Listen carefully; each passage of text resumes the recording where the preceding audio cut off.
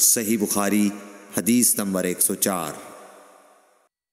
رسول اللہ صلی اللہ علیہ وسلم نے اللہ کی حمد و ثنا بیان کی، پھر فرمایا کہ مکے کو اللہ نے حرام کیا ہے، آدمیوں نے حرام نہیں کیا۔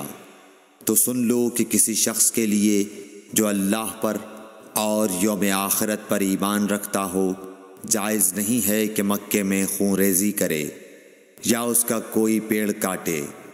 پھر اگر کوئی اللہ کے رسول کے لڑنے کی وجہ سے اس کا جواز نکالے تو اس سے کہہ دو، اللہ نے اپنے رسول کے لیے اجازت دی تھی، تمہارے لیے نہیں دی، اور مجھے بھی دن کے کچھ لمحوں کے لیے اجازت ملی تھی، آج اس کی حرمت لوٹ آئی جیسی کل تھی، اور حاضر غائب کو یہ بات پہنچا دے۔